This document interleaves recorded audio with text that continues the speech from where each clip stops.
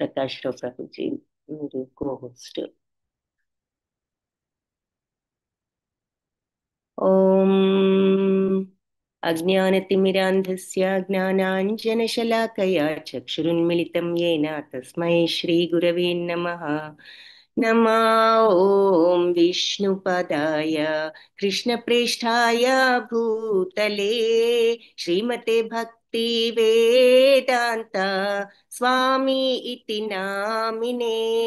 నమస్తే సరస్వతి దేవి గౌరవాణి ప్రచారిణే నిర్విశేష శూన్యవాది పాశ్చాత్య దేశధారిణే. हे कृष्णा करुणा सिंधो दीनबंधो जगत्पते गोपेश गोपिका कांता राधा कांता नमोस्तुते. तप्त कांचन गौरांगी राधे वृंदावनेश्वरी वृषभानुसुते देवी प्रणमामि हरिप्रिये. जय श्री कृष्ण चैतन्य प्रभु नित्यानंद श्री अद्वैता गदाधर श्रीवासादि गौर भक्त वृंद. हरे कृष्ण कृष्ण कृष्ण हरे हरे, हरे राम రామ రామ హరే హరే. హరే కృష్ణ భక్తులందరికీ. సో 7వ అధ్యాయంలో ఉన్నాము. జ్ఞాన విజ్ఞాన యోగము 2వ భాగం. అందరికీ స్వాగతం. లెవెల్ 2 క్లాస్లో ఇస్కాన్ మ్యాంగ్లూరు వారి లెవెల్ 2 క్లాస్కి. మరి జ్ఞాన విజ్ఞాన యోగము, జ్ఞానానికి విజ్ఞానానికి ఉన్న డిఫరెన్స్ ఏమిటి అని నిన్ను అడిగాను. మనకేమి ఆన్సర్స్ వచ్చినట్లు నాకు గుర్తులేదు. సో ఎవరైనా దానికి ఆ భేదం ఏమిటో చెప్పగలిగితే చాట్ బాక్స్ లో టైప్ చేయండి దయచేసి. జ్ఞానానికి విజ్ఞానానికి ఉన్నటువంటి తేడా ఏమిటి అన్నది.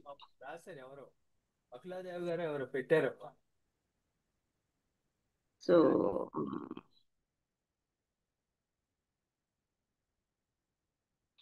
హరే కృష్ణ మాతాజీ, ప్రణామాలు. హరే కృష్ణ. నిన్న ఆన్సర్లు పెట్టారు మాతాజీ, మనం మర్చిపోయాం. నేను మీకు చివరిలో చెప్దాం అనుకుని మర్చిపోయాను. It is my fault. Hare Krishna.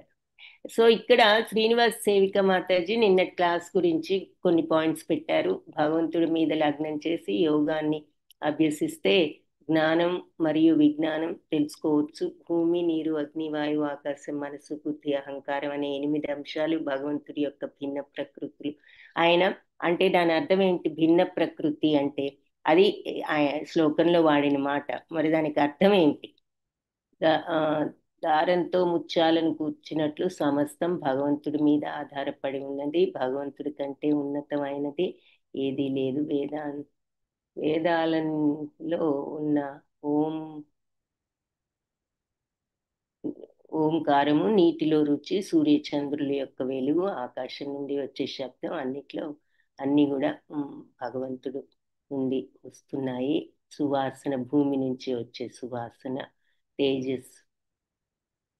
తేజవంతులలో తేజస్సు, అలాగే తపస్సులలో తపస్సు, సర్వజీవులలో బీజం, బుద్ధిమంతుల్లో బుద్ధి, శక్తివంతులలో శక్తి, బలవంతుల్లో బలం. Okay, very good. సత్వరజస్తమో గుణాలు అన్ని భగవంతుడి భౌతిక శక్తిలో భాగమే, కానీ వాటికి భగవంతుడు ప్రభావితులు కారు. Very good. 3 గుణాలు, త్రిగుణాల వ్యామోహంతో జనులు భగవంతుణ్ణి మోహితులయ్యారు అని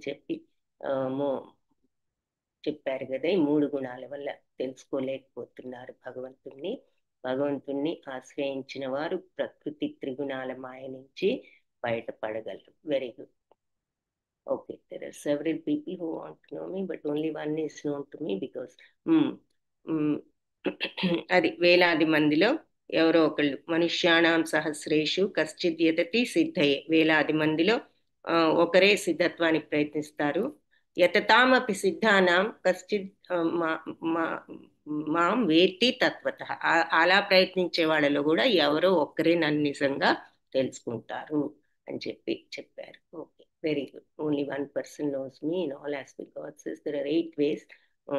8 ప్రకృతి, పంచభూతాలు ప్లస్ మనసు, బుద్ధి, అహంకారం, అది అపర ప్రకృతి. దానిని మించిన పరప్రకృతి ఇంకొకటి ఉంది. Very good, Hare Krishna. So ఇవి భిన్న ప్రకృతులు అన్నారు అంటే అది దాని అర్థం ఏమిటి అంటే అది ఆయన యొక్క భౌతిక శక్తి. మరి ఎప్పుడైనా బయట శక్తి కంటే లోపలిది ఉన్నత కదా. మరి బయట ఈ శరీరం ఉంది, దానికి ఒక శక్తి ఉంది, కానీ లోపల శక్తి లేనిదే ఈ బయట శక్తి ఏమి పనిచేయదు. అందుచేత బయట శక్తి భగవంతుడి యొక్క బాహ్య శక్తి నుంచి వచ్చిన మన యొక్క బాహ్య శరీరం గాని, మనసు, బుద్ధి, అహంకారం గాని, దీనిని మించింది ఏది అంటే ఆయన యొక్క పరాప్రకృతి, అంటే ఆయన యొక్క ఇంకా ఉన్నతమైన శక్తి అయిన చైతన్యం. అంటే మన యొక్క లోపల ఉన్న ఆత్మ, దాని అది మన బాడీకి సర్వత్రా అందించేటటువంటి చైతన్యం. సో అది ఇంకా ఉన్నత శక్తి అని చెప్పారు. Okay, very good. సో జ్ఞానానికి విజ్ఞానానికి ఉన్న డిఫరెన్స్ ఏమిటో ఇప్పుడు టైప్ చేయండి. మళ్ళీ కొంచెం సేపు అయిన తర్వాత ఆన్సర్స్ చూద్దాము. సో నిన్న 15 శ్లోకాస్ చూసాము క్విక్గా. ఇప్పుడు ఆల్రెడీ మీరు కొంత చెప్పారు. సో భగవంతుడు ఎవరైతే మనస్సును నా మీద నిలిపి నన్ను ఆశ్రయించి అటువంటి యోగంలో నిమగ్నులై ఉంటారో వాళ్ళు ఏ విధంగా నన్ను కంప్లీట్గా సమగ్రం పూర్తిగా నన్ను అలా ఉన్నప్పుడు ఎలా నిస్సందేహంగా అసంశయం సమగ్రం నిస్సందేహంగా నన్ను పూర్తిగా ఎలా తెలుసుకోగలరో మీరు చెప్తాను ఇప్పుడు విను. తచ్చును అన్నారు కదా, యథాజ్ఞాస్యసి, ఏ రకంగా తెలుసుకుంటారో ఇప్పుడు విను అంటూ ఏం చెప్తున్నారు. జ్ఞాన విజ్ఞానాలతో సహా నేను ఈ జ్ఞానాన్ని నీకు అశేషత అంటే కంప్లీట్గా మిగలకుండా చెప్తాను. ఇది తెలుసుకున్న తర్వాత ఇక నీకు తెలుసుకోవాల్సిన జ్ఞానం ఏది కూడా లేదు. ఇది అంటే అంత ఇంపార్టెంట్ జ్ఞానం ఇది. మనుష్యుల వేలాది మందిలో ఎవరో ఒకరు ప్రయత్నిస్తే సిద్ధత్వం కోసం వాళ్ళల్లో కూడా నన్ను పూర్తిగా తెలుసుకునే వాళ్ళు ఎవరో ఒక్కరే ఉంటారు. ఇకపోతే పంచభూతాలు 5, మనసు, బుద్ధి, అహంకారం, ఇవన్నీ కూడా నా యొక్క భిన్న ప్రకృతులు, అంటే భగవంతుడి యొక్క భౌతిక శక్తి. దీనికంటే ముఖ్యమైనది ఇప్పుడు నేను నీకు చెప్పిన ఈ 8 కూడా నా బాహ్య శక్తి, అపర ప్రకృతి. దీనికంటే మిన్న అయినటువంటి నా యొక్క చైతన్యం, ఇంకా నా పరప్రకృతి. అదేమిటి అంటే ఈ జగత్తంతా కూడా ధరిస్తున్న ఇంకొక శక్తి ఉన్నది, ఇంతకంటే విలువైనది. ఏమిటి అంటే లోపల అందరిలో ఉన్న చైతన్యం సమస్తాన్ని పనిచేయిస్తున్న ఆ శక్తి. కాబట్టి మన బాడీస్ ఏమిటి, జంతువుల బాడీస్ ఏమిటి, ఈ ప్రకృతిని ఏమిటి, ఈ ప్రపంచాన్ని ఏంటి, అంతటినీ నడిపించే ఆ శక్తి భగవంతుడి యొక్క ఉన్నత శక్తి. ఈ 2 ప్రకృతుల నుంచే అన్ని జీవులు కూడా పుడుతున్నాయని గ్రహించు.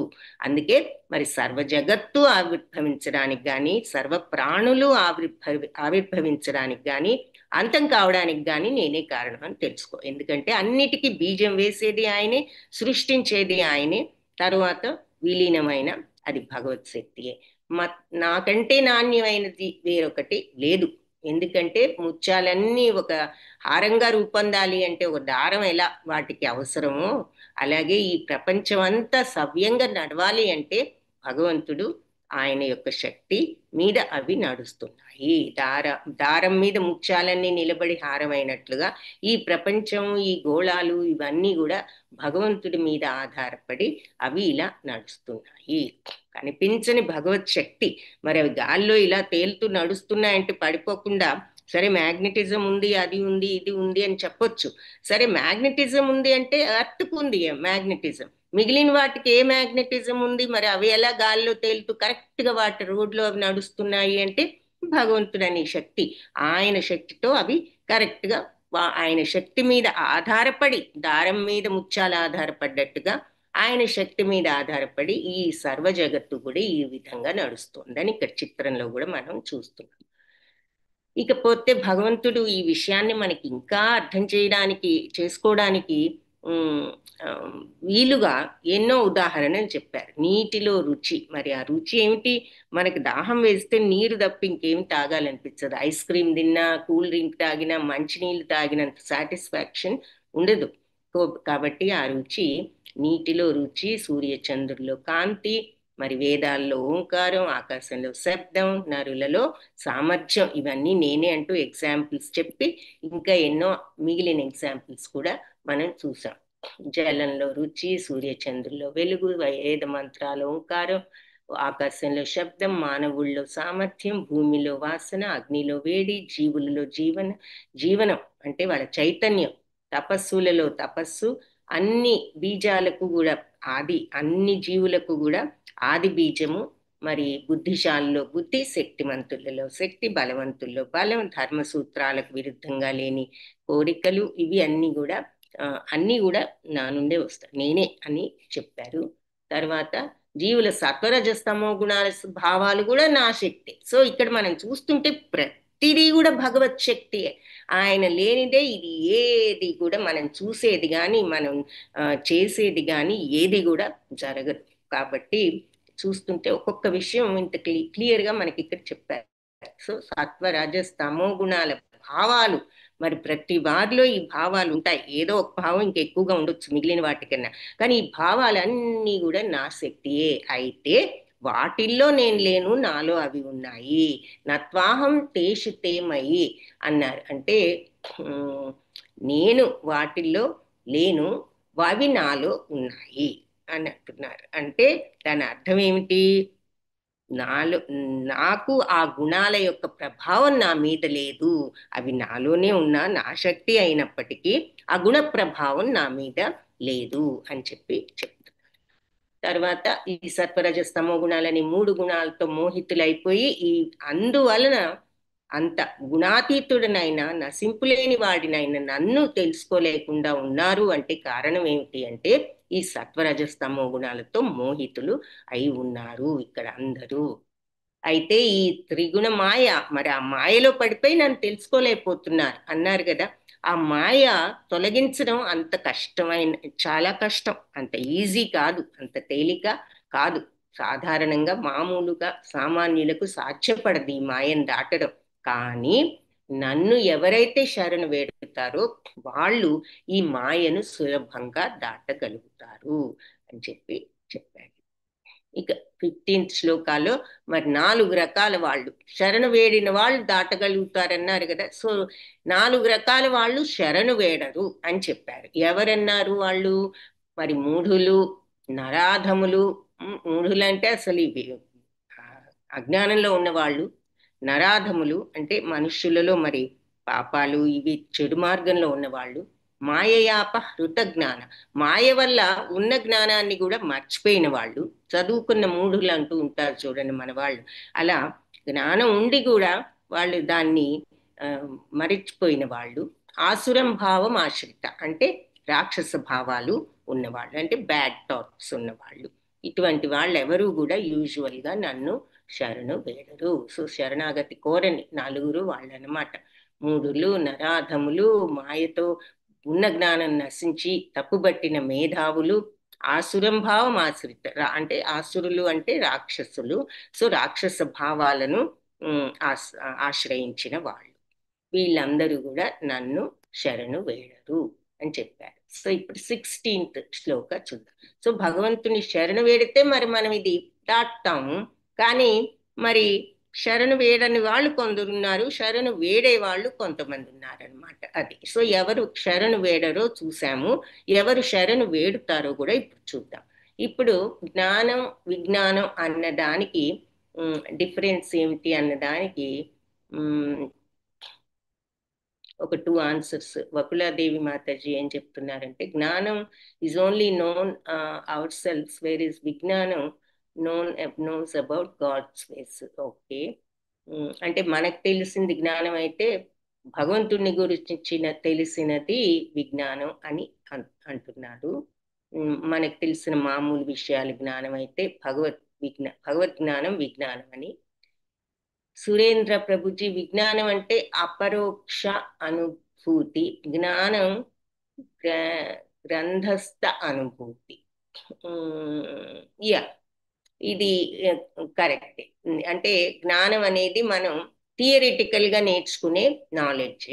విజ్ఞానం అనేది అపరోక్ష, అంటే యాక్చువల్లీ మనం స్వయంగా నేర్చుకునేటటువంటి జ్ఞానము, అంటే అనుభవపూర్వకంగా తెలుసుకున్న జ్ఞానం.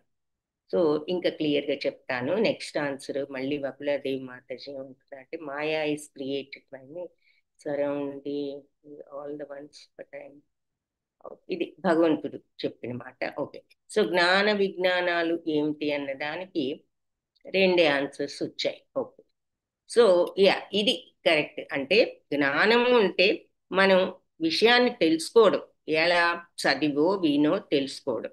విజ్ఞానము అంటే తెలుసుకున్నా దాన్ని ఫాలో అవ్వాలి కదా, ఆచరించాలి కదా, మనకి అది అనుభవపూర్వకంగా తెలియాలి కదా.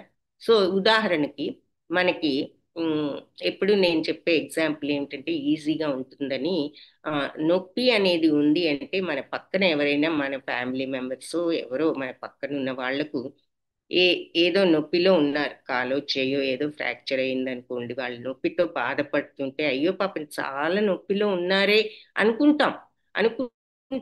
అది తెలుసు నొప్పిలో ఉన్నారు, కానీ అసలు ఆ నొప్పి ఎలా ఉంటుంది అనేది మనకు అదే పరిస్థితి వస్తే గాని ఓహో ఈ నొప్పి ఇలా ఉంటుందా అనేది మనకి అర్థం కాదు కదా. సో అంటే అనుభవపూర్వకంగా ఉన్నప్పుడు కంప్లీట్ గా దాని యొక్క తత్వం అంతా కూడా మనకి అర్థం అవుతుంది, చూసి మనం తెలుసుకున్న దానికన్నా. సో ఆర్ చదివి తెలుసుకున్న దానికన్నా, విని తెలుసుకున్న దానికన్నా. కాబట్టి అందుకని ఈజీగా చెప్పుకోవాలి అంటే థియరీ అండ్ ప్రాక్టీస్. జ్ఞానం అంటే ఇప్పుడు సైన్స్ పాఠం ఏదైనా ఉంటుంది, కెమిస్ట్రీ ఎస్పెషల్లీ. కెమిస్ట్రీ ఉంది అంటే మరి ఈ రసాయనం ఆ రసాయనం, ఈ కెమికల్ ఆ కెమికల్ కలిపితే ఈ కలర్ వస్తుంది, ఈ గ్యాస్ వస్తుంది, ఈ వాసన వస్తుంది అని చదువుతాం. కానీ ల్యాబ్లోకి వెళ్ళి ఆ రెండు మిక్స్ చేసిన తర్వాత మనకి అప్పుడు బాగా ఆ కలర్ ఏమిటి, ఆ వాసన ఏమిటి అనేది స్వయంగా మనం ఎక్స్పీరియన్స్ చేయగలుగుతాం. అప్పుడు ఇంకా మనం దానిని మర్చిపోయే ప్రశ్నే ఉండదు, ఎందుకంటే మనం స్వయంగా చేసాము, చూసాము, దాన్ని మనం ఎక్స్పీరియన్స్ చేశాం కాబట్టి. సో అది ఇక్కడ పాయింట్. ఈ జ్ఞానం కూడా ఇప్పుడు మనమందరం కూడా చదివి ఈ విషయాలు వింటున్నాము, ఏదో తెలుసుకుంటున్నాము, భగవంతుణ్ణి ఎక్స్పీరియన్స్ చేయాలి, ఆత్మని ఎక్స్పీరియన్స్ చేయాలి, కామాన్ని తొలగించాలి, అప్పుడు ఈ సచ్చిదానంద స్థితిని, కల్మష రహిత స్థితిని మనం పొందగలుగుతాము అనేది చూస్తున్నాం. కానీ మరి మనకి ఆ కంప్లీట్ గా స్టేజ్ వచ్చిన వాళ్ళే ఈ విజ్ఞానాన్ని అలవర్చుకున్న వాళ్ళు అని అర్థం. సో అది ఏంటంటే అనుభవపూర్వకంగా తెలుసుకున్న జ్ఞానం విజ్ఞానం అవుతుంది. అది ఓకే. సో నీకు రెండు ఇందులో వివరిస్తానన్నారు. సో 4 రకాల వాళ్ళు శరణు వేడని వాళ్ళు ఉంటే 4 రకాల వాళ్ళు శరణు వేడే వాళ్ళు ఉన్నారు. ఎవరు వాళ్ళు? చతుర్విధ భజంతి మాం జనా సుకృతినో అర్జున ఆర్తో జిజ్ఞాసురర్థార్థి జ్ఞానీ చ భరతర్షభ. సో భరత వంశ శ్రేష్ఠుడా, 4 రకాల వాళ్ళు చతుర్విధ భజంతేమా, నన్ను 4 రకాల వాళ్ళు నన్ను భజిస్తారు అంటే పూజిస్తారు. 4 రకాల జనులు, సుకృతులు అంటే మంచివాళ్ళు, ఆర్తులు కష్టాల్లో ఉన్నవాళ్ళు, జిజ్ఞాసులు అంటే తెలుసుకోవాలనే కుతూహలం ఉన్నవాళ్ళు, అర్థార్థులు అంటే ధనం కోసం గాని సంపద కోసం గాని ప్రార్థించేవాళ్ళు, జ్ఞానులు భరతర్షభ. ఇలా 4 రకాల వాళ్ళు నన్ను పూజించే వాళ్ళు ఉన్నారు. వాళ్ళల్లో కష్టాల్లో ఉన్న వాళ్ళు పూజిస్తారు, అలాగే ఆత్మతత్వం తెలుసుకోవాలనే కుతూహలం జిజ్ఞాస ఉన్న వాళ్ళు పూజిస్తారు. మరి అర్థార్థులు అంటే సిరి సంపదలు, మరి ఏమీ లేనప్పుడు భగవంతుడా కొంచెం ఇవ్వు అని ప్రార్థించే వాళ్ళు కూడా ఉంటారు కదా మరి జీవనం సాగించడానికి. సో సిరి సంపదలు కోరుకునే వాళ్ళు, అలాగే జ్ఞానులు. ఈ జ్ఞానులు ఎలాగూ భగవంతుణ్ణి పూజిస్తారు వాళ్ళు. కాబట్టి ఈ 4 రకాల వాళ్ళు నన్ను భజిస్తారు అని చెప్తున్నారు. ఇక్కడ ఆర్తులు కష్టాల్లో ఉన్న వాళ్ళకి ఎగ్జాంపుల్ గా ద్రౌపది దేవిని చూపిస్తున్నారు. తర్వాత గజేంద్ర మోక్షం చూపిస్తున్నారు. గజేంద్రుడు మరి మొసలి నోట్లో కాలు ఇరుక్కున్నప్పుడు చివరికి అన్ని రకాలుగా ప్రయత్నించి చివరికి అన్ని విఫలమైనప్పుడు భగవంతుని తలుచుకున్నప్పుడు ఆయన వచ్చి రక్షించిన ఉదంతం మన గజేంద్ర మోక్షం. సో అది చూపిస్తున్నారు. కృతజ్ఞతగా ఆయన ఇవ్వగలిగింది ఏమిటి అంటే అక్కడ ఉన్న తామర తీసి భగవంతుడికి సమర్పించడం. అయితే ప్రేమతో భక్తితో సమర్పించాడు. అది భగవంతుడికి ముఖ్యం. మనం చూస్తాం కదా మరి భగవంతుడు ఇది 12th చాప్టర్లో అనుకుంటా మనకు ఆ శ్లోకం వస్తుంది. ఏది భగవంతుడికి ఏ రకంగా సమర్పిస్తే ఆయనకు ప్రీతికరంగా ఉంటుంది అంటే మరి ఆ పువ్వైనా పండైనా ఆకైనా నీరైనా ఏదైనా సరే యోమాం భక్తితో ఎవరైతే ప్రయచ్చతి సమర్పిస్తారో అది నేను సంతోషంగా స్వీకరిస్తాను అని చెప్తారు. సో అలా భక్తితో ఆయన ఇవ్వడం చూస్తున్నాం. అలాగే ఆర్తులు మరి ద్రౌపదీదేవి ఎవరిని ఎంతమందిని అడిగినా ఆఖరికి మరి అక్కడ ఉన్న రాజులను సభాసదులను గురువులను పెద్దవాళ్ళను భర్తలను ఎవరిని అడిగినా ఎవరు ఆవిడికి సహాయం చేయలేకపోయారు. చివరికి భగవంతుని శరణు వేడినప్పుడు ఆయన సహాయం చేయటం. సో కష్టాలలో ఉన్న వాళ్ళు ప్రార్థిస్తారన్న దానికి ఇవి ఎగ్జాంపుల్స్ గా చూపిస్తున్నారు. తర్వాత మీరు అడిగిన పత్రం పుష్పం ఫలంతో యోమే భక్త ప్రేయస్ అదే మీరు అడిగింది. ఓకే ఈ పువ్వు దానికి ఎగ్జాంపుల్ గా అది అది అది అంటే మనం ఇచ్చేది ఏదైనా భగవంతుడు దాని యొక్క విలువను చూడటం లేదు, కానీ ఆయన ఏ భావనతో ఇస్తున్నాం అన్నది భగవంతుడికి ముఖ్యం. సో ఇక్కడ గజేంద్రుడు ఆ ప్రేమతో ఆ భక్తితో తనకి ఆ నిమిషంలో ఏమున్నది అక్కడ ఉన్న తామర పువ్వు తీసి సమర్పించాడు అనమాట. అది పత్రం పుష్పం ఫలం తోయం యోమే భక్త్యా ప్రయచ్చతి అని ఉన్నది ఆ శ్లోకం. ఐ థింక్ 12th చాప్టర్ అనుకుంటున్నాను. అక్కడ చూస్తాం. సో భగవంతుడు అది అక్కడ చెప్తారు. 9.26 మాతాది. 9.26 మాతాది. Okay, Hare Krishna. Very good. Hare Krishna ప్రభుజీ, ధన్యవాదాలు. సో మరి అది సో ఎనీవే ఆర్తులు అన్న వాళ్ళకి వీళ్ళిద్దరు ఉదాహరణలు. జ్ఞానులు అన్నదానికి జ్ఞానాభిలాషులు అన్నారు కదా. జ్ఞానులు అన్నదానికి మరి వకులాదేవిని వ్యాస మహర్షిని చూపిస్తున్నారు ఇక్కడ. సో వాళ్ళిద్దరికి మరి సుఖదేవ మహాముని వాళ్ళ పుత్రుడు. అయితే మరి ఆయన తల్లి గర్భంలో ఉండగానే ఆయన బయటికి వస్తే ఈ ప్రపంచపు మాయలో పడిపోతానని ఆయన రావడానికి రాలేదు 16 సంవత్సరాలు. అందుకని వాళ్ళు భగవంతుని ప్రార్థిస్తే భగవంతుడు వచ్చి నిన్ను ఆ మాయ నుంచి రక్షించే బాధ్యత నాది అని చెప్పిన తర్వాత ఆయన జన్మించడం జరుగుతుంది. అది ఒక ఉదాహరణగా ఇక్కడ చూపిస్తున్నారు.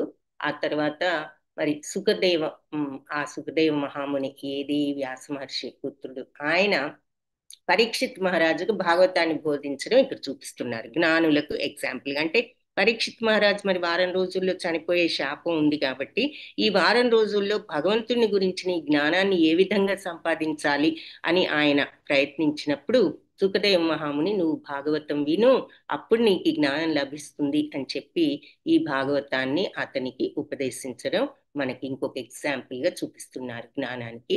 తర్వాత నెక్స్ట్ అర్ధార్థులు అంటే సంపద కోసం భగవంతుని పూజించేవారు ఎవరు అంటే ఉదాహరణగా ధ్రువ మహారాజు. ఈ స్టోరీ కూడా మీరు వినే ఉంటారు. ఆయన చిన్నప్పుడే తండ్రి ఒళ్ళో కూర్చోవాలని ప్రయత్నిస్తే మరి ఆయన సవతి తల్లి కూర్చొనివ్వకపోవడం, నీకు అర్హత లేదనడం, రాజ్యార్హత కూడా లేదనడం, ఎందుకంటే నువ్వు నా కుమారుడు కాదు కాబట్టి అని అనడం.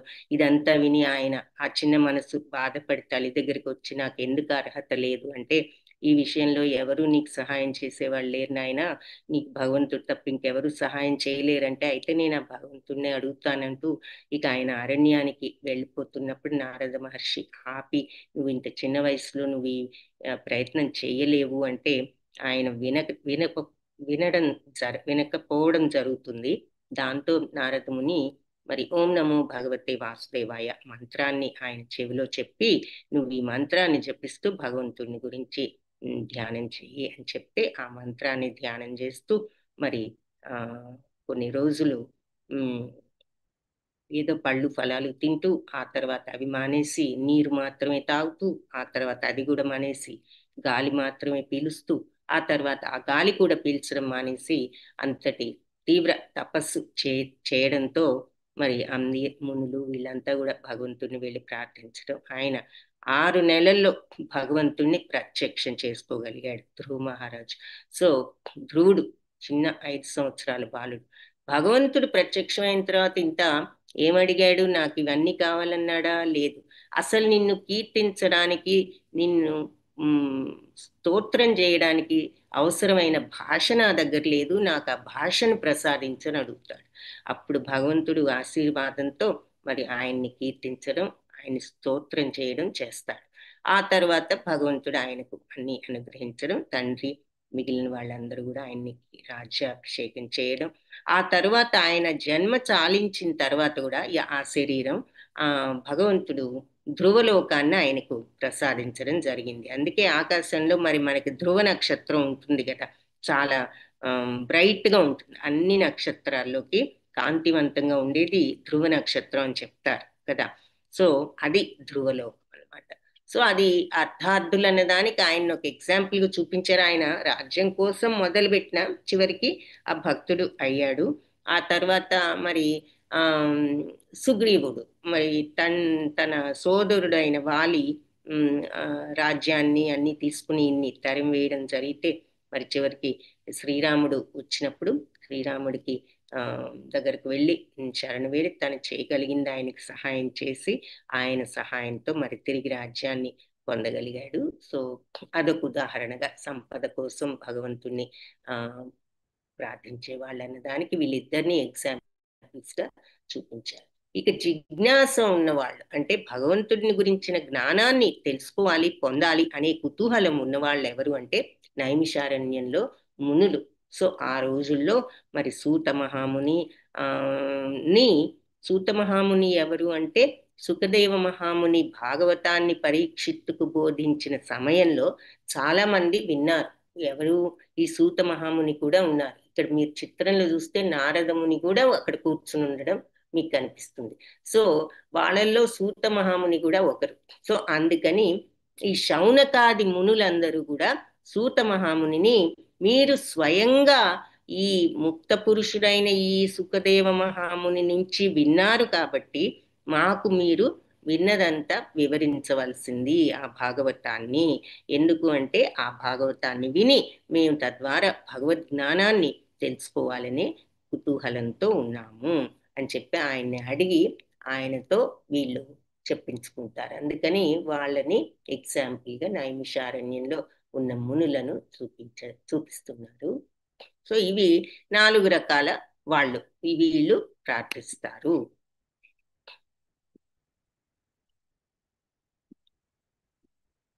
ఈ 4 రకాల వాళ్ళలో కూడా జ్ఞానులు ఇంకా ఉత్తములు అంటున్నారనమాట. తేషాం జ్ఞాని నిత్యయుక్త ఏక భక్తిర్విశిష్యతే ప్రియో హి జ్ఞానినోత్యర్థ మహా జ్ఞానినో ప్రియో హి జ్ఞానినోత్యర్థం అహం సచ మమ ప్రియ. సో ఈ నలుగురిలో కూడా జ్ఞాని నిత్యయుక్త ఏకభక్తిర్ విశిష్యత, ఎప్పుడు భక్తిలో నిత్యము యుక్తుడై ఉన్నటువంటి జ్ఞాని విశిష్టుడు ఈ నలుగురిలో కూడా. ప్రియోహి జ్ఞానినోత్యర్థ, అతను నాకు ప్రియుడు, అతనికి నేను ప్రియుణ్ణి, అహం సచం మమ ప్రియ, అతను కూడా నాకు ఎంతో ప్రియమైన వాడు అని చెప్పి చెప్తున్నారు. సో ఈ 4 రకాల వాళ్ళు ఉన్నారు. ఆర్తులు, మరి అర్థార్థులు, జిజ్ఞాసులు, జ్ఞానులు. ఈ నలుగురిలో కూడా జ్ఞానులు ఇంకా ఉత్తములు. అలాంటి జ్ఞాని నాకు ప్రియమైన వాడు, నాకు అతను ప్రియమైన వాడు.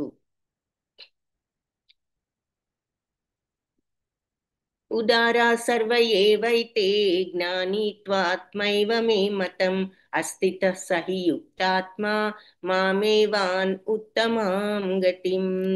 సో వీళ్ళు అందరూ కూడా గొప్పవాళ్లే అయినప్పటికీ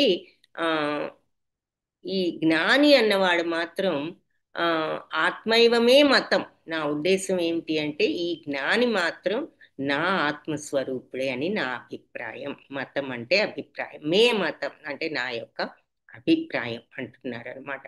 మామీవాన్ ఉత్తమాం గతి. అందుకు అంటే అతడు ఎప్పుడు కూడా ఈ జ్ఞానంలో యుక్తుడై ఉంటూ ఇక నన్ను పరమగతిగా అతను భావిస్తూ ఉంటాడు అని చెప్పి చెప్తున్నారు.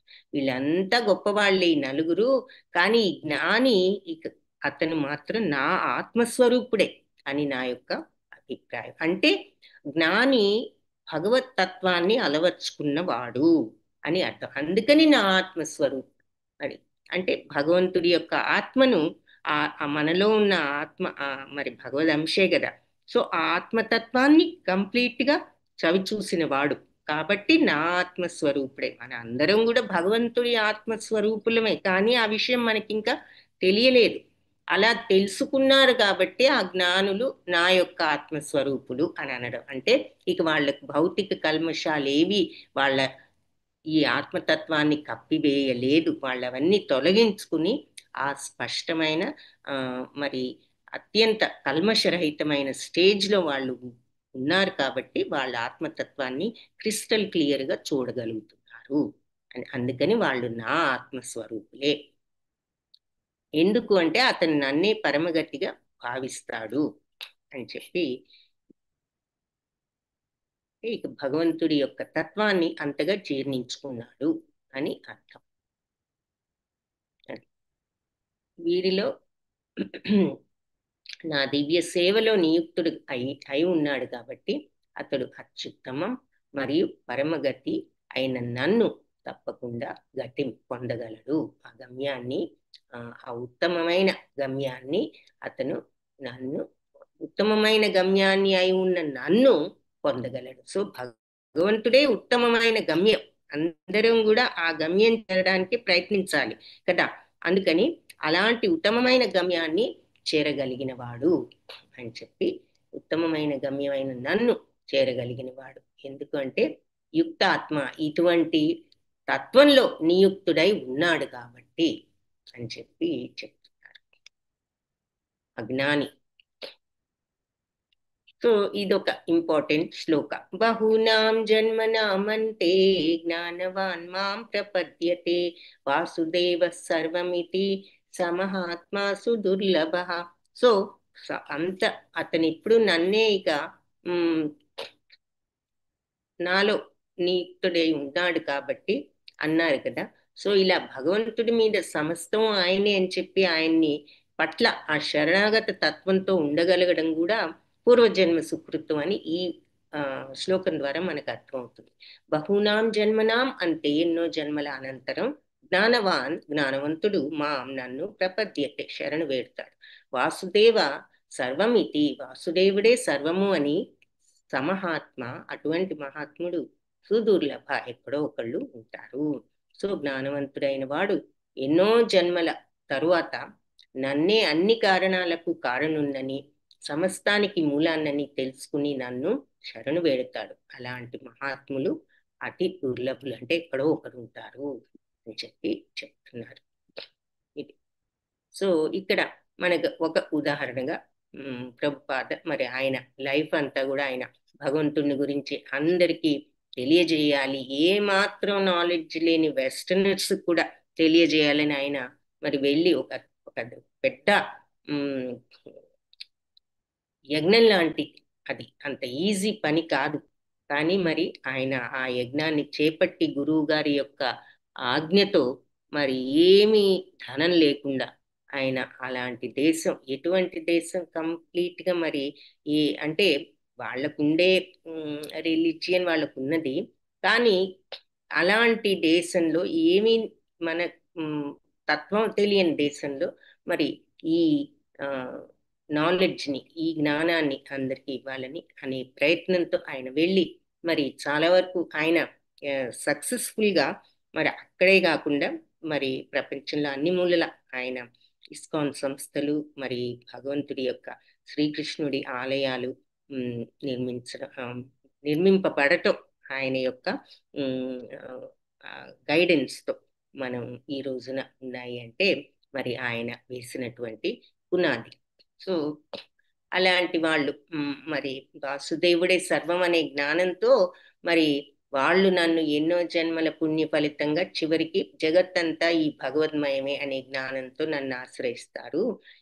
ఈ లోకంలో అలాంటి వాళ్ళు అరుదు అని చెప్పి శ్లోకంలో చెప్తున్నారు. సో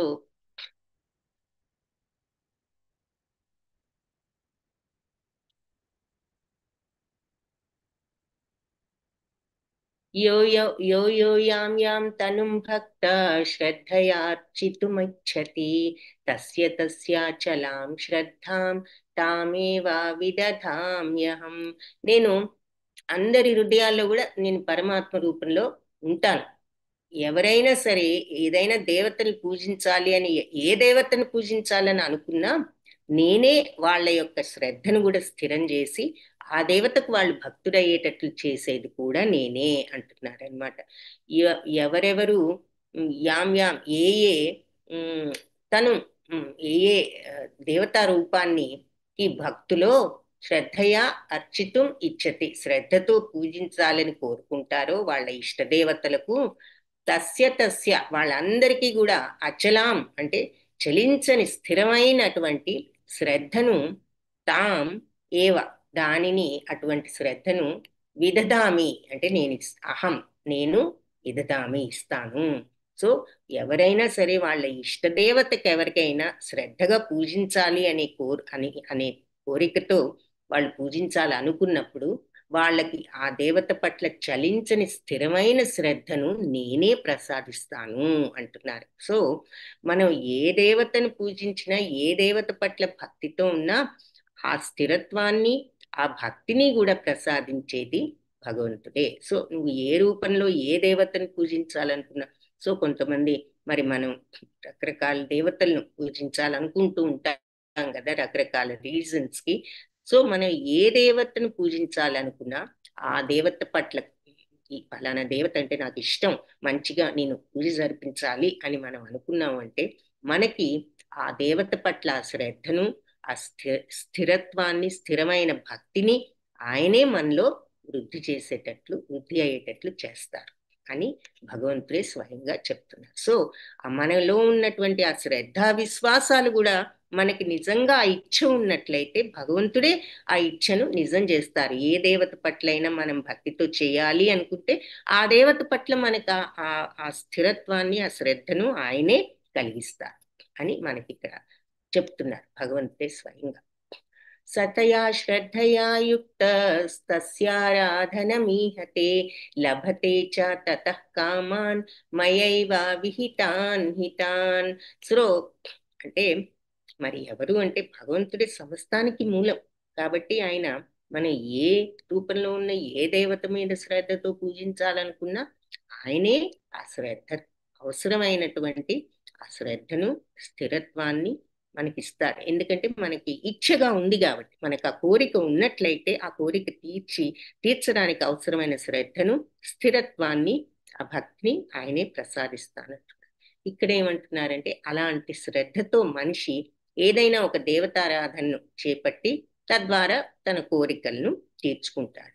కానీ వాస్తవానికి ఆ వరాలన్నీ కూడా నా వల్లే వసగబడుతున్నాయి.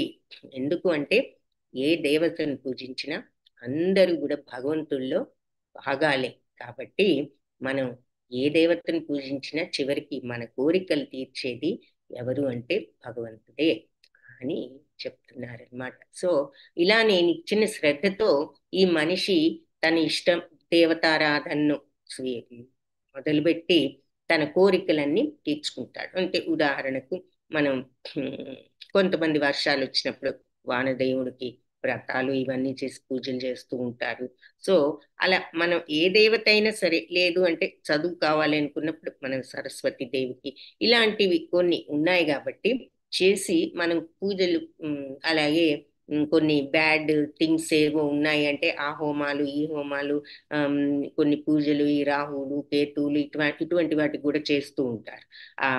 ఆ బ్యాడ్ ఎఫెక్ట్ పోవాలి అని చెప్పేసి, ఆ చెడు పోవాలి అని చేయించుకుంటూ ఉంటారు కదా. సో అలాంటివైనా ఏదైనా సరే మనం ఒక దేవతను ఫలానా కోరిక కోసం అని మనం ఏదైనా పూజ చేసినా కూడా ఆయనే దానికి శ్రద్ధను ఇస్తారు, మనకి అస్థిరత్వాన్ని ఇస్తారు. సరిగ్గా మనం ఆ పూజ చేయడానికి ఆ రకంగా మన కోరికలన్నీ కూడా తీర్తాయి. కానీ నిజానికి ఆ కోరికలన్నీ కూడా భగవంతుడే తీరుస్తున్నారు అని ఆయనే స్వయంగా ఇక్కడ చెప్పడం జరిగింది. సో అన్ని కూడా ఈ ఫైనల్ గా ప్రతిదానికి కూడా మూలం భగవంతుడే కాబట్టి ఫైనల్ గా అన్ని కూడా భగవత్ శక్తితోనే జరుగుతున్నాయి. అంతవత్తు ఫలం తేషాం తద్భవత్యల్పమేధసాం దేవాన్ దేవయజో యాంతి మద్భక్తా యాంతి మాం అపి. సో మరి అంతవత్తు ఫలం తేషాం అంటే ఈ ఈ టెంపరీ ఫలితాలు, అంతవత్తు అంటే నిత్యము ఉండనటువంటివి, అటువంటి ఫలితాలన్నీ, ఏది మరి భౌతిక ఫలితాలన్నీ టెంపరీయే కదా. ఏముంది, కోరికలు, అది కావాలంటాం, ఇది కావాలంటాం, వ్యాపారంలో లాభం కావాలంటాము, ఐశ్వర్యం కావాలనుకుంటాం, కారు కావాలనుకుంటాం, ఇల్లు కావాలనుకుంటాం, మన పిల్లలకి మంచి ఏదైనా మంచి చదువులు రావాలనుకుంటాం, మంచి స్థితిలో ఉండాలనుకుంటాం, ఏదైనా మంచిదే అని తప్పు కోరికలు కాకపోవచ్చు, ఇవన్నీ మంచివే. కానీ at the end of the day చివరికి మనం గుర్తుంచుకోవాల్సింది ఏమిటంటే అన్నీ కూడా ఈ శరీరానికి, ఈ ఈ జన్మకి మాత్రమే సంబంధించిన కోరికలు. మనం నెక్స్ట్ జన్మ గురించి ఆలోచించడం లేదు. ఈ భౌతికత్వంతో ఈ జన్మను గురించే ఆలోచించుకుంటున్నాం. కానీ ఇవన్నీ కూడా మనతో వచ్చేవి కావు. వీటి వల్ల మనకి నెక్స్ట్ జన్మలో అవసరమైనది లేదా ఈ జన్మాంతంలో మనకు అవసరమైనది ఏది కూడా మనకి వీటి వల్ల రాదు. కాబట్టి అందుకని దీన్ని టెంపరీ ఫలితాలు అంటున్నారు. సో ఇలా మనం ఈ టెంపరీ ఫలితాలతో మరి వస్తూ ఉంటాయి. ఏది, మనం ఈ రకమైన కోరికలు కోరుతూ దేవతలను పూజిస్తున్నప్పుడు మరి మనం సవ్యమైన విధానంలో పూజిస్తే మన కోరికలు తీరుతూ ఉంటాయి. భగవంతుడే దానికి అవసరమైనటువంటి ఏర్పాట్లు కూడా చేస్తున్నాను అని చెప్పారు. భవత్య అల్పమేధసాం అంటే ఇట్లా తీర్చుకుంటూ ఉంటారు ఈ టెంపరీ కోరికలన్నీ అల్పమేధత్వంతో, అంటే నిజమైనటువంటి జ్ఞానం లేక. అంటే నిజమైన జ్ఞానం ఏది, మనం ఈ నిజ జ్ఞానంతో మళ్ళీ జన్మ లేకుండా మనకు పర్మనెంట్ గా వచ్చే బెనిఫిట్ ఏమిటి అనేటటువంటి విషయం తెలియక ఎంతసేపు ఈ జన్మలో పనికి వచ్చే విషయాలనే కోరుకుంటున్నాం. కానీ అసలు మనకి ఈ జన్మ నుంచి విముక్తి రావాలి, ఇది అయిపోయిన తర్వాత మళ్ళీ జన్మ వస్తుంది, మళ్ళీ ఇవే ప్రాబ్లమ్స్, మళ్ళీ మొత్తం ఫస్ట్ నుంచి ఇవన్నీ మళ్ళీ ఎదుర్కోవాలి అనేటటువంటిది మనం ఆలోచించం.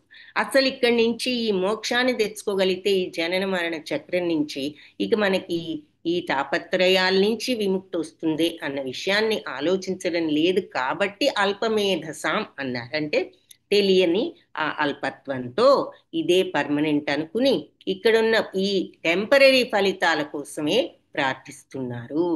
దేవాన్ దేవ యజోయాంతి, దేవతలను పూజించే వాళ్ళు ఇలాంటి జ్ఞానం లేని స్థితిలో ఈ టెంపరీ విషయాల కోసం ప్రార్థిస్తూ మరి దేవతల నుంచి వాళ్ళు ఈ ఫలితాలన్నీ, టెంపరీ ఫలితాలన్నీ పొందుతున్నారు అని చెప్తున్నారు.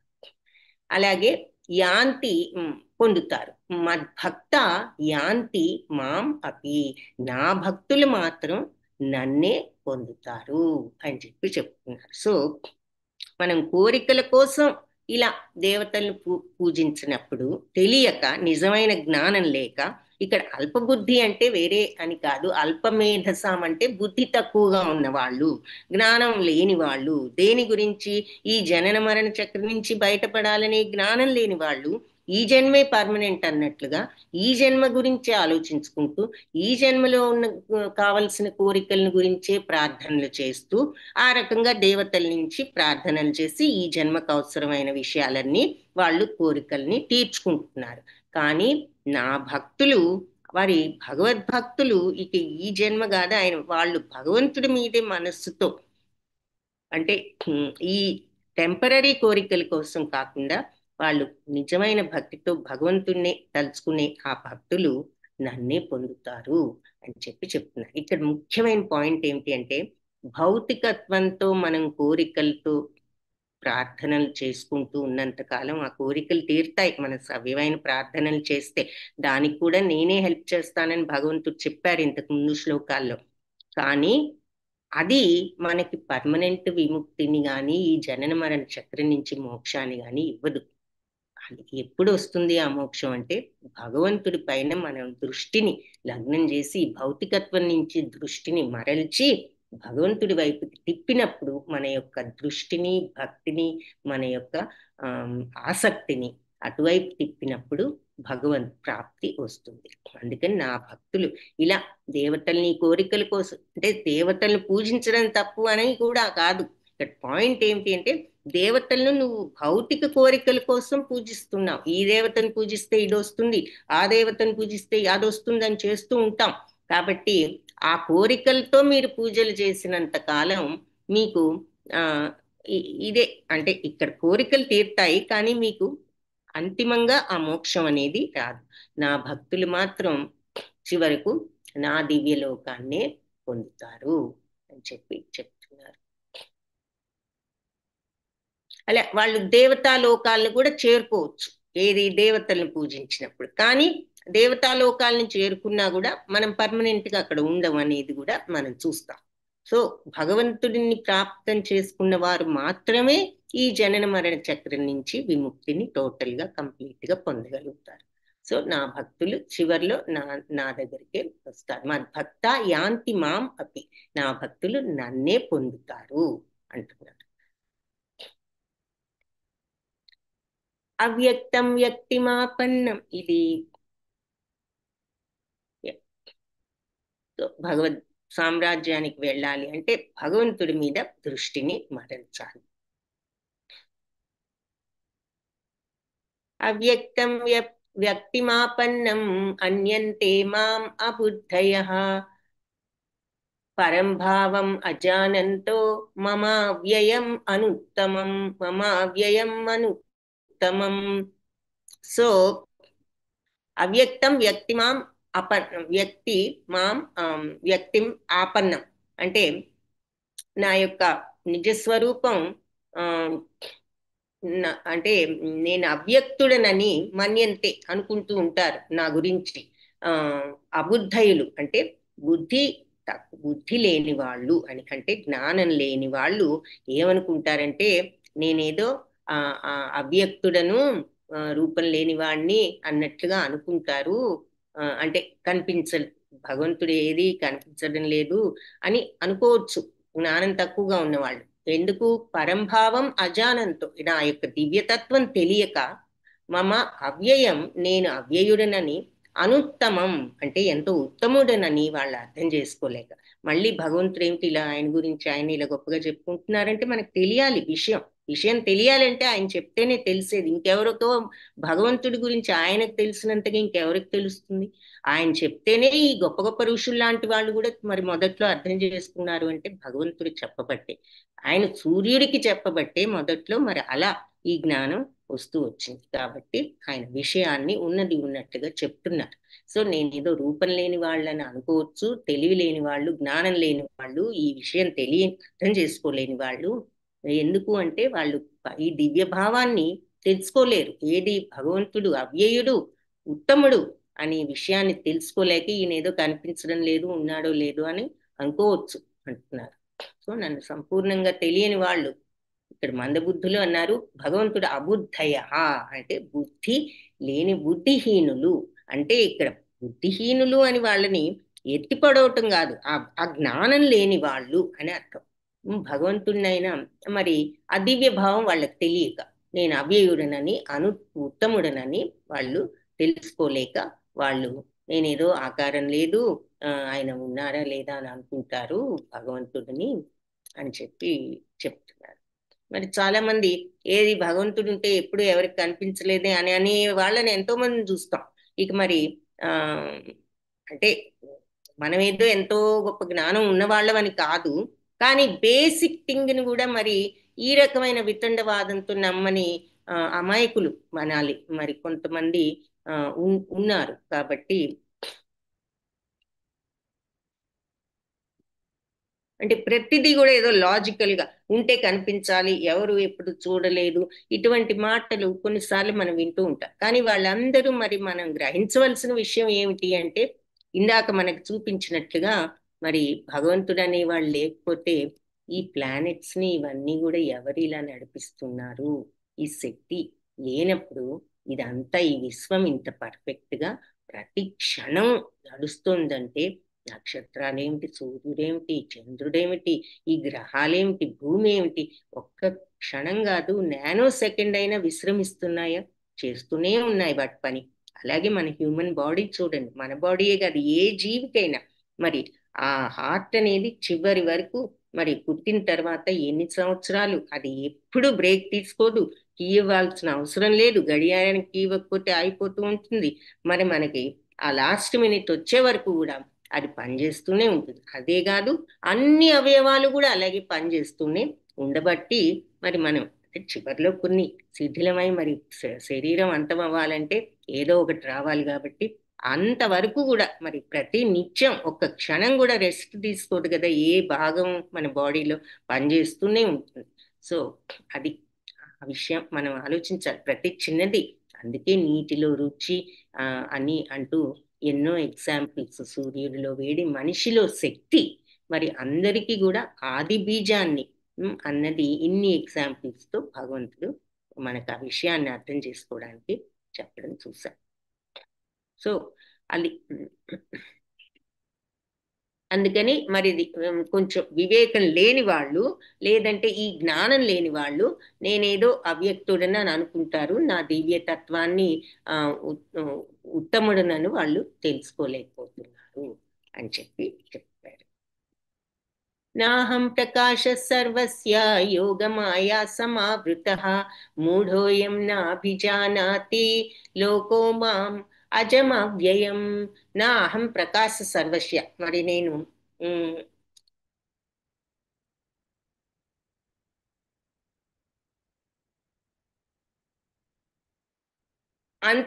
యోగమాయ సమావృత, నా యోగమాయతో నేను కప్పబడి ఉంటాను అందరికీ. నా ప్రకాశత్వం అందరికీ కూడా నా యోగమాయత్వంతో కప్పబడి ఉంటుంది కాబట్టి అందరికీ కనిపించను నేను అంటున్నారనమాట. మూఢోయం నాభిజానాతి, మరి మూఢులు నన్ను తెలుసుకోలేరు. మూఢ అయం, నన్ను మూఢులు తెలుసుకోలేరు. లోకో మాం అజం అవ్యయం. సో లోకంలో మరి ఈ జనులందరూ కూడా నన్ను అజం అంటే పుట్టుక లేని వాడినని, అవ్యయం అంటే నాశనం లేని వాడినని అందరూ కూడా తెలుసుకోలేరు. ఎందుకు అంటే ఆ యోగమాయ సమావృతుడు, యోగమాయతో కప్పబడి ఉన్నాను కాబట్టి అని చెప్తున్నారు. సో మూఢులకు అజ్ఞానులకు మూఢోయం నాభిజానాతి, మూఢులెవరికి కూడా నేను నన్ను తెలుసుకోలేరు. ఈ జనులందరూ కూడా, ఎవరు ఈ లోకంలో ఉన్న మూఢులందరూ నన్ను తెలుసుకోలేరు. ఎందుకు అంటే నేను అజుడనని, పుట్టుక లేని వాడినని, అవ్యయుణ్ణని వాళ్ళు అర్థం చేసుకోలేరు. ఎందుకంటే నా యోగ మాయతో నా ప్రకాశత్వం కప్పబడి ఉన్నది కాబట్టి. సో మూఢులకు అజ్ఞానులకు నేను వ్యక్తంగాను నేను వాళ్లకు నా అంతరంగ శక్తితో కప్పబడి ఉంటుంది. సో విశ్వాసం అనేది లేనప్పుడు ఇక భగవంతుణ్ణి మనం ఎక్స్పీరియన్స్ చేయడం కానీ, చూడగలగటం కానీ, ఇవన్నీ చూడగలగటం అంటే ఎదురుగుండా భగవంతుడు ఆ రకంగా ఉండక్కర్లేదు. ఈ నమ్మకం ఉన్న భక్తులకు ఆటోమేటిక్గా ఆయన ప్రెజెన్స్ మనకి అర్థమవుతుంది. నారద మహాముని లాంటి మహాభక్తుడే హృదయంలో ఆయన్ని వీక్షించగలిగాను. ఇక అది మనం అనుకుంటా ప్రత్యక్షంగా చూడలేదు కదా, ఏమిటి అసలు ఆయన గ్యారంటీ, ఆయన చూడలేనప్పుడు అనుకుంటాం. కానీ ఆ ఫీలింగ్ వచ్చి హృదయంలో భగవంతుడిని చూడగలిగిన భక్తుడికి అది ఎంత నిజం వాళ్ళకి తెలుస్తుంది. మరి అనుభవపూర్వకంగా వాళ్ళది ఫీల్ అయ్యారు కాబట్టి. మరి ఫీల్ అవనంత వరకు మరి మిగిలిన వాళ్ళకి అది మన బొట్టు వాళ్ళకి అర్థం కాదు ఆ ఫీలింగ్. కాబట్టి అది అందుకని అజ్ఞానులకు ఆ విశ్వాసం లేనప్పుడు భక్తి అనేది కూడా అసాధ్యం. కాబట్టి ఆ అజ్ఞానులకు నేను ఎప్పుడూ వ్యక్తం కాను. ఇక వాళ్ళకి నేను ఎప్పుడు నా అంతరంగిక శక్తితోనే కప్పబడి ఉంటాను. అందుకని వాళ్ళు నన్ను నేను అజుడనని గాని, అంటే పుట్టుక లేనివాడు భగవంతుడు, నాశనం లేనివాడు అని కూడా వాళ్ళు తెలుసుకోలేరు అని చెప్పి చెప్తున్నారు వాళ్ళ అజ్ఞానం వల్ల.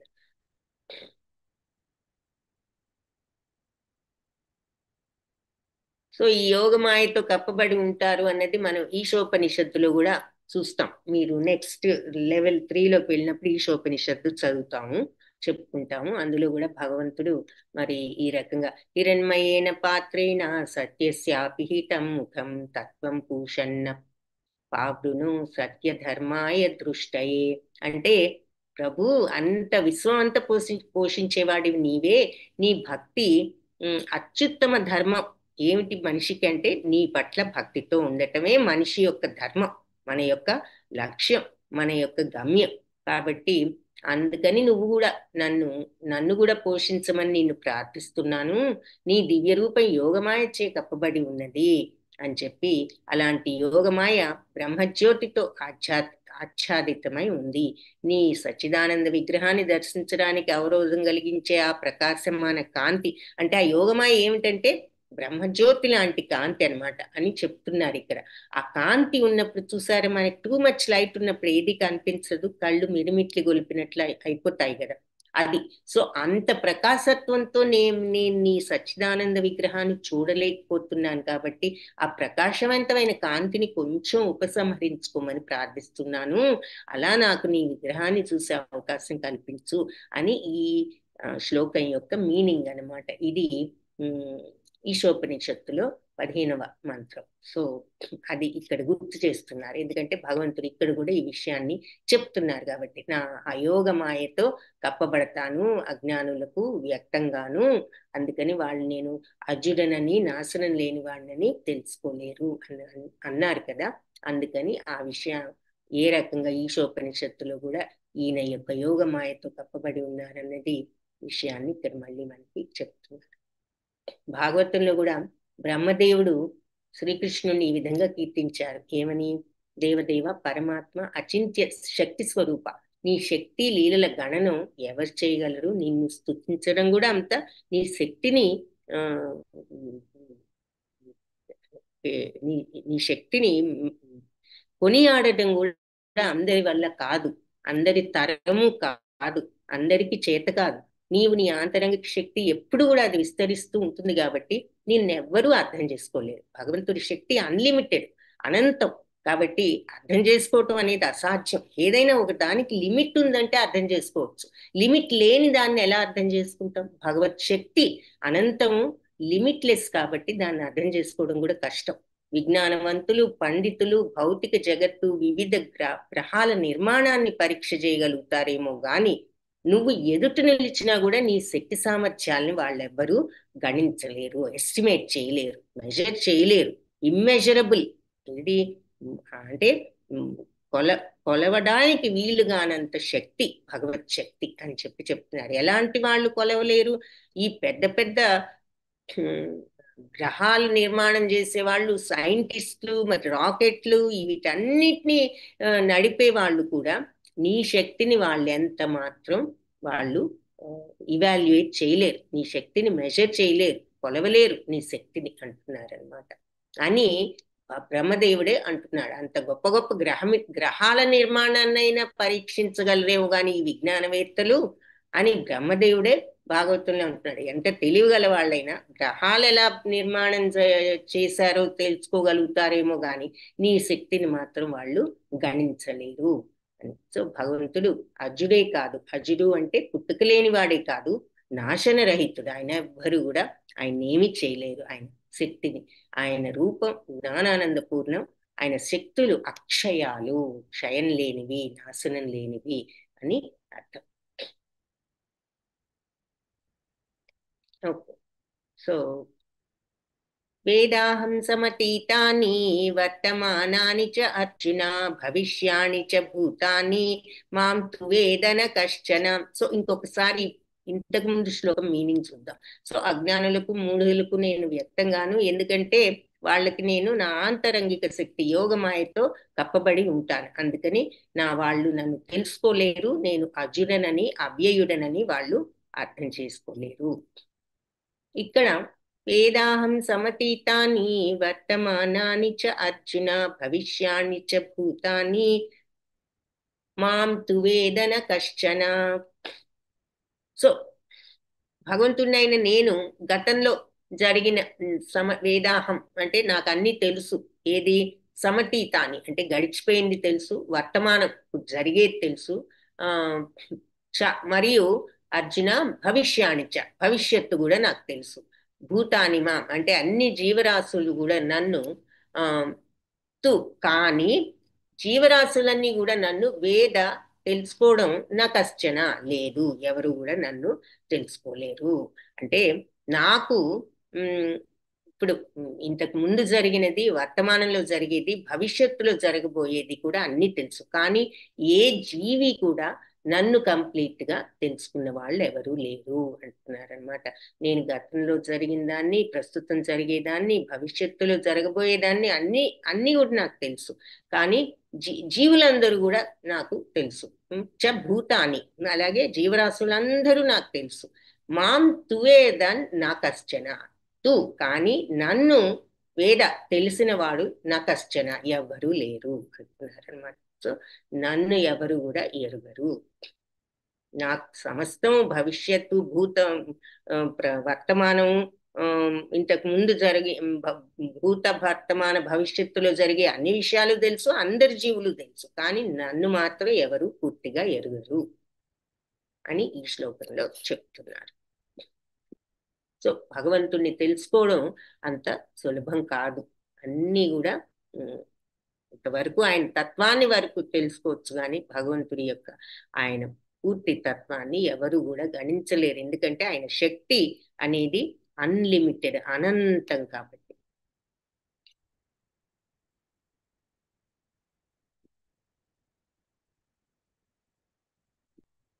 ఇచ్ఛాద్వేష సముద్రేన ద్వంద్వమోహేన భారత సర్వభూతాని సమ్మోహం సర్గే యాంతి పరంతప. ఇచ్ఛాద్వేషం అంటే కోరికలు, ద్వేషాలు, రాగద్వేషాలు అనమాట. రాగద్వేషాలతో పుట్టిన ద్వంద్వాల వల్ల, అంటే ఇలా ఆపోజిట్స్ అన్ని ఫీలింగ్స్ ఉంటాయి కదా మనకి, ఇష్టము, అయిష్టము, రాగము, ద్వేషము, శత్రువు, మిత్రుడు, ఇలాంటి ద్వంద్వాల అనే ఫీలింగ్స్ తో ఎందుకు కలిగాయి అంటే కోరికతో, ద్వేషంతో, రాగద్వేషాల వల్ల కలిగిన ద్వంద్వాలతో మోహితులైపోయిన వీళ్ళంతా భారత అంటే భరత వంశస్థుడా, సర్వభూతాని సమూహం, అందరూ కూడా ఇచ్ఛాద్వేషం అనే ద్వంద్వాలతో మోహితులైపోయారు, అన్ని జీవరాశులు కూడా అంటున్నారు. జీవులందరూ ఈ సమూహంలో, ఈ భ్రాంతిలో పడిపోయారు. ఏ భ్రాంతి? రాగద్వేషాలనే ద్వంద్వాల భ్రాంతిలో పడిపోయారు.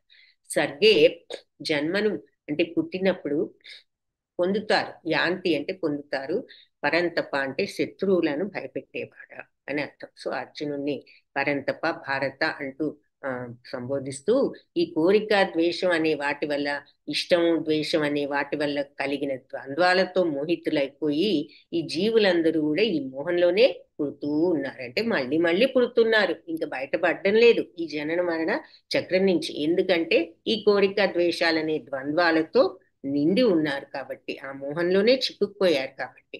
ఆ మోహం నుంచి బయటపడితేనే మళ్ళీ జన్మించకుండా ఉండగలం. ఏ మోహం? ఈ కోరిక, ద్వేషము అనే ఆ రాగద్వేషాలనేటటువంటి ఆ మిక్స్డ్ ద్వంద్వ ఫీలింగ్స్ తో ఉన్నంత కాలం మనం ఈ జన్మను మళ్ళీ మళ్ళీ పొందుతూనే ఉండాలి. కాబట్టి ఆ మోహంలో ఉన్నారు, అందుకని మళ్ళీ మళ్ళీ జన్మిస్తున్నారు దానివల్లే అని చెప్తున్నారు. ఏషాం త్వంతగతం పాపం జనానాం పుణ్యకర్మణాం తే ద్వంద్వమోహ నిర్ముక్త భజంతే మాం దృఢవ్రత. సో ఎవరైతే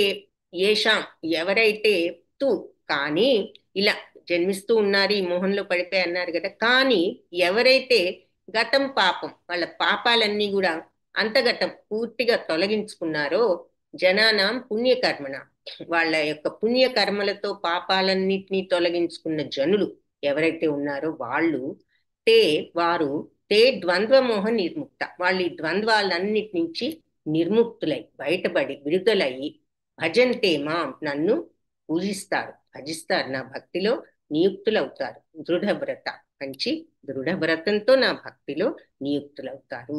సో ఇక్కడ ఇంతకుముందు శ్లోకంలో ఇలా ఎవరైతే రాగద్వేషాలతో మోహితులైపోయారో వాళ్ళకి మళ్ళీ మళ్ళీ పుడుతూ ఉంటారని చెప్పారు కదా, కానీ ఆ రాగద్వేషాల నుంచి బయటపడడానికి కూడా పుణ్యం ఉండాలన్నమాట.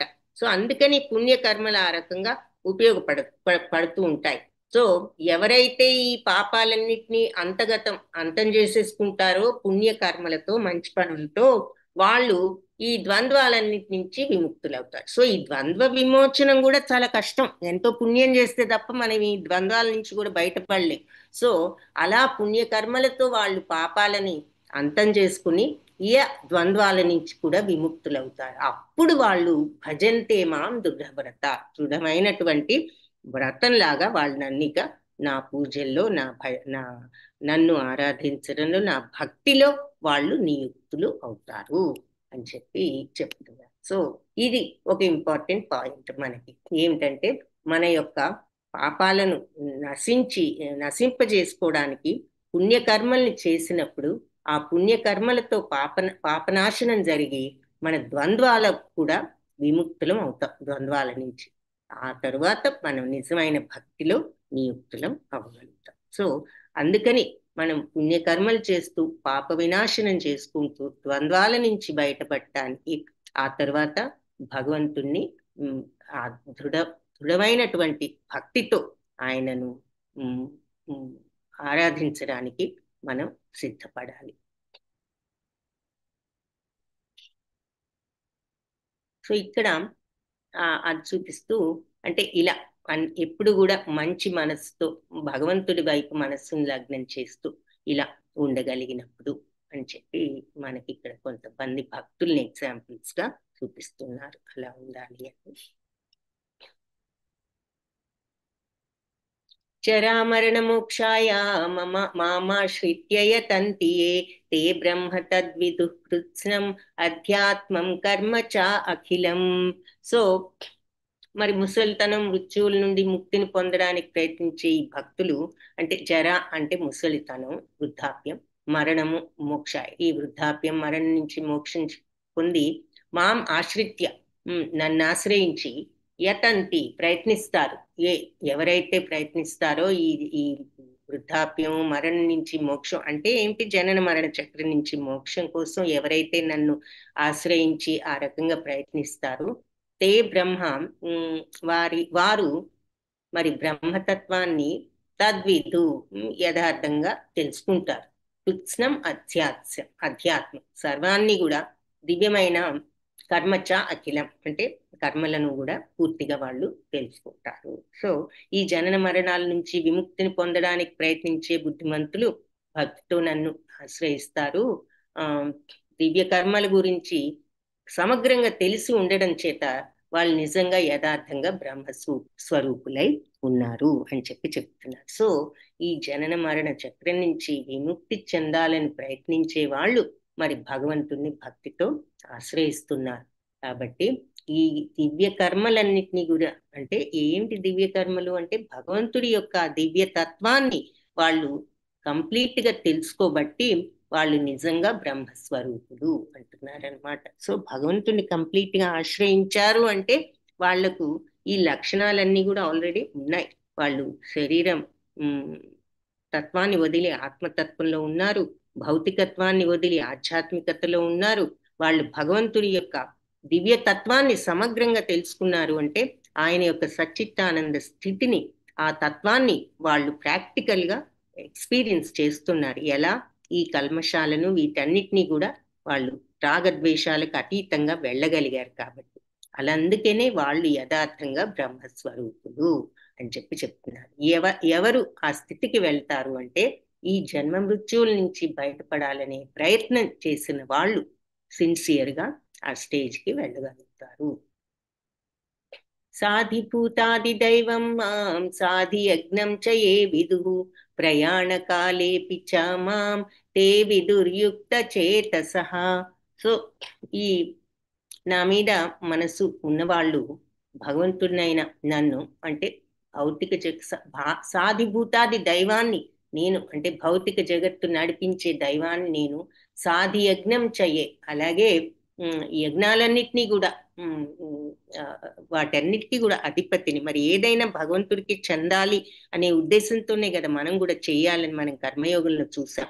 సో అన్ని యజ్ఞాలకు అధిపతి, అన్ని యజ్ఞాలకు భోక్త ఎవరు? మరి భోక్తారం యజ్ఞ తపసాం సర్వలోక మహేశ్వరం, అన్ని యజ్ఞ తపస్సులకు చరమభోక్త భగవంతుడే. సో సాధి యజ్ఞం చెయ్యే ఏ విదుహు, ఎవరికైతే ఈ విషయం తెలుసో, ఏది అన్ని జీవరాశులకు దైవాన్ని నేనని, అన్ని యజ్ఞాలకు భోక్తని నేనని తెలిసిన వాళ్ళు ప్రయాణ కాలేపిచ్చ అంటే లాస్ట్ లో కూడా వాళ్ళు వెళ్ళిపోయేటప్పుడు కూడా మాంతే నన్ను వాళ్ళు విదుర్యుక్త చేతసః నన్ను తెలుసుకునే ఉంటారు. ఎందుకు అంటే యుక్త చేత సహా మనస్సు నా మీదే లగ్నం ఉన్నవాళ్ళు కాబట్టి. సో ఇలా నా మీద మనస్సున్న వాళ్ళు నేను సర్వ జగత్తుకు కూడా భగవంతుడినని, సర్వ దేవతలను సమస్త యజ్ఞాలు నియమించేవాడినని తెలుసుకుని మరణ సమయంలో కూడా నన్ను అర్థం చేసుకుని నా గురించి తెలుసుకునే ఉంటారు. ఇక ఒకసారి భగవత్ తత్వం అర్థమైన తర్వాత వాళ్ళకి ఎప్పటికీ ఆ తత్వం ఉంటుంది వాళ్ళు పోయే వరకు అని చెప్పి చెప్తున్నారు. సో ఇక్కడ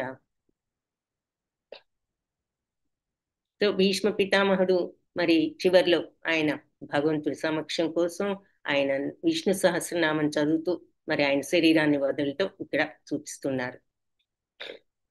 సో భగవంతుడు లాస్ట్ కి ఎండ్ చేసింది ఈ రకంగా అన్నమాట. సో ఎవరైతే ఇలా పాపాలన్నిటి నుంచి కూడా పుణ్య కార్యాలతో బయటపడి పాపాలు అంతం చేసుకుని ద్వంద్వత్వాల నుంచి విముక్తి చెందినప్పుడు భగవంతుడి భక్తిలో నియుక్తులవుతారు. సో భగవద్ భక్తిలో మనం కంప్లీట్ గా నియుక్తులం అవ్వాలి అంటే ముందు మన పాపాలన్నింటినీ కూడా నివృత్తం చేసి పుణ్యకార్యాలు చేసుకుంటూ ఆ కల్మషాలన్నీ వదిలించుకుంటూ ఆ తర్వాత ద్వంద్వాలన్నీ కూడా వదిలిపెట్టగలిగినప్పుడు ద్వంద్వాలను వదిలిపెట్టడానికి కూడా మనం మరి ఆ పుణ్యకార్యాలు వల్ల ఏది రాగద్వేషాలను వదులుకుంటూ చివరికి భగవంతుడి యొక్క ఆ భక్తిలో నియుక్తులు కాగలిగినప్పుడు వాళ్లకు భగవంతుడి సమస్త జగత్తుకు అధిపతి అని తెలుసుకుని ఆ భావనలో ఉన్న వాళ్ళు ఇక నా పూర్తిగా మరణ సమయంలో కూడా నన్ను తెలుసుకునే ఉంటారు అని చెప్పి చెప్తున్నారు. సో ఈ భావాన్ని మనం పదే పదే జీర్ణించుకుని ఈ శక్తులన్నీ ఈ భౌతికత్వం అంతా కూడా ఏది కూడా పర్మనెంట్ కాదు, ప్రతి చిన్నది కూడా భగవత్ శక్తి మీదే ఆధారపడి ఉన్నది, ఆయనే సర్వాన్ని నడిపిస్తున్నారు అనే ఆ శరణాగత తత్వాన్ని, రాగద్వేషాతీత తత్వాన్ని మనం ఆ పుణ్యంతో గనక తెచ్చుకోగలిగితే, ఈ ద్వంద్వాలను వదులుకోగలిగితే భగవంతుడి మీద స్థిరంగా మనం ఆ భక్తిని, ఆ విశ్వాసాన్ని మనం డెవలప్ చేసుకోవచ్చు అని భగవంతుడు చెప్తున్నారు. సో ఈ తత్వాన్ని మనం ఆలోచిస్తూ ఉండాలి అంటే భగవంతుడిని స్మరించడం మనకి అవసరం. కాబట్టి హరే కృష్ణ కృష్ణ కృష్ణ హరే హరే, హరే రామ హరే రామ హరే రామ హరే రామ రామ హరే హరే. కృష్ణం వందే జగద్గురుం. వాంఛాకల్పతరుభ్యశ్చ కృపా సింధుభ్య ఏవ చ పతితానాం పావనేభ్యో వైష్ణవేభ్యో నమో నమః. జ్ఞాన విజ్ఞాన యోగం అనే ఈ భక్తి యోగంలో మొదటి అధ్యాయం, భగవద్గీతలో 7వ అధ్యాయం మనం కంప్లీట్ చేసాం. సింపుల్ గా 30 శ్లోకాల్లో భగవంతుడు ఎన్నో విషయాలను ఇక్కడ ఆఖరికి ఎలా మనం మన యొక్క పాపాలను నిర్మూలించుకుని ద్వంద్వాలను అధిగమించేటటువంటి పుణ్యకార్యాల